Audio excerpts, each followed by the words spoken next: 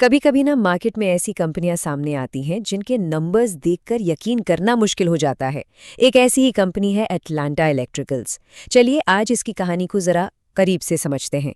सीधे मुद्दे पर आते हैं। जरा ये नंबर देखिए। रेवेन्यू में 80% की ग्रोथ, वो भी साल दर साल। ये कोई छोटा मोटा जंप नहीं है, ये तो मतलब रॉकेट लॉन्च जैसा है। और रुकिए, बात यहीं खत्म नहीं होती। अगर आपको लगा कि रेवेन्यू ग्रोथ कमाल की थी, तो जरा प्रॉफिट पर नजर डालिए। 1200% की जबरदस्त ग्रोथ, मतलब रेवेन्यू से भी ज्यादा तेजी से प्रॉफिट बढ़ रहा है। अब कहानी असली मजेदार हो रही है ना? तो सवाल उठता है कि ये सब हो कैसे रहा है, मतलब अचानक इतना बड़ा उछाल आया कहाँ से? तो इसका एक बहुत बड़ा कारण है। कंपनी ने अपनी प्रोडक्शन कैपेसिटी को सीधे सीधे 4 गुना बढ़ा दिया है। 4x। ये दिखाता है कि कंपनी भविष्य को लेकर कितने बड़े दाव लगा रही है।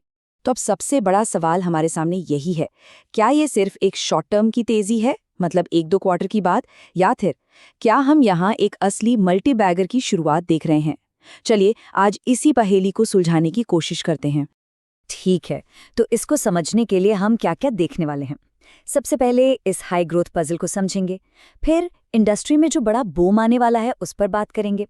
उसके बाद देखेंगे अटलांटा के अपने ग्रोथ ड्राइवर्स क्या हैं, फिर इसके कंपटीशन और रिस्क्स को भी जानेंगे, और आखिर में एक फाइनल वर्डिक्ट पर पहुंचेंगे। तो चलिए सबसे पहले थोड़ा जूम आउट करते हैं और बड़ी पिक्चर को देखते हैं, क्योंकि देखिए अटलांटा की कहानी को समझने के लिए पहले हमें उस इंडस्ट्री को समझना होगा जिसमें ये काम करती है, और यहाँ एक बहुत बहुत बड़ी अपॉर्चुनिटी बन रही है। ये नंबर देखिए, 9.6 ट्रिलियन रुपये। जी हाँ, इतना पैसा सरकार भारत के पावर ट्रांसमिशन सेक्टर में 2032 तक लगाने की योजना बना रही है। अब जरा सोचिए, इस सेक्टर में काम करने वाली कंपनी के लिए ये कितनी बड़ी बात है। अब सवाल ये है कि सरकार इतना पैसा लगा क्यों रही है? इसके पीछे कई बड़े कारण हैं। एक तो रिन्यूएबल एनर्जी बहुत तेजी से बढ़ रही है, फिर हमारे पावर ग्रिड को अपग्रेड और स्टेबल करने की जरूरत है। ऊपर से इलेक्ट्रिक गाड़ियां आ रही हैं, नए नए डेटा सेंटर्स बन रहे हैं, इन सबको बिजली चाहिए। तो ये कोई 1-2 साल की कहानी नहीं है, ये एक मल्टी ईयर स्ट्रक्चरल अपॉर्चुनिटी है। ठीक है, तो इंडस्ट्री में बड़ी अपॉर्चुनिटी है, ये तो समझ आ गया। अब वापस अटलांटा पर आते हैं और देखते हैं कि कंपनी इस मौके का फायदा उठाने के लिए खुद को कैसे तैयार कर रही है। तो अटलांटा कोई नई कंपनी नहीं है, 30 साल से ज्यादा का एक्सपीरियंस है इन्हें ट्रांसफॉर्मर बनाने में। लेकिन जो चीज़ इसे आज दिलचस्प बनाती है वो ये है कि कंपनी अब एक बिल्कुल नए फेज में एंटर कर रही है। इन्होंने हाल ही में एक बहुत बड़ा कैपेक्स किया है, मतलब पैसा लगाकर अपनी क्षमता बढ़ाई है, और अब वो दौर खत्म हो गया है और कमाई का दौर शुरू हो रहा है। और यहीं पर एक बहुत ज़रूरी कॉन्सेप्ट आता है, ऑपरेटिंग लेवरेज। आसान भाषा में इसका मतलब क्या है? मतलब ये कि कंपनी ने फैक्ट्री बनाने और मशीनें लगाने का बड़ा खर्चा तो कर दिया है। अब जब भी कोई नया ऑर्डर आएगा तो उस पर होने वाला फिक्स्ड खर्चा तो उतना ही रहेगा, लेकिन प्रॉफिट बहुत तेजी से बढ़ेगा, रेवेन्यू से भी ज्यादा तेजी से। तो अटलांटा की पूरी ग्रोथ स्टोरी ना इन 4 पिलर्स पर खड़ी है। पहला, जो नई कैपेसिटी बनाई है उसका ज्यादा से ज्यादा इस्तेमाल करना।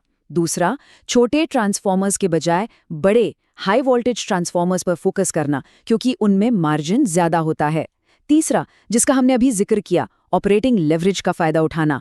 और चौथा, अपना कर्ज कम करना, ताकि जो भी प्रॉफिट हो वो सीधा बॉटम लाइन में दिखे। लेकिन रुकिए, कहानी में सिर्फ अच्छी बातें ही नहीं होती। किसी भी इन्वेस्टमेंट को देखने से पहले उसके रिस्क को समझना बहुत जरूरी है।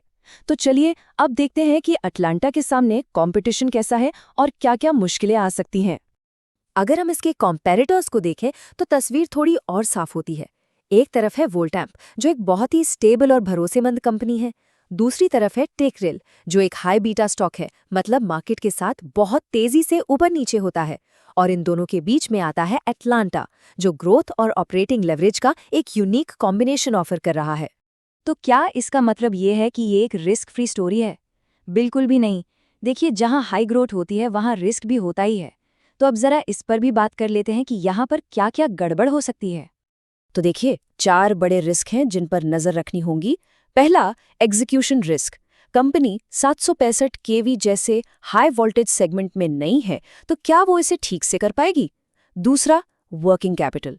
इनके ज्यादातर क्लाइंट सरकारी यूटिलिटीज हैं, जहां से पेमेंट में देरी हो सकती है।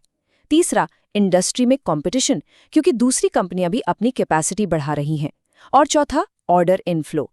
ग्रोथ के जो अनुमान हैं उन्हें सच साबित करने के लिए लगातार अच्छे ऑर्डर्स मिलते रहने चाहिए।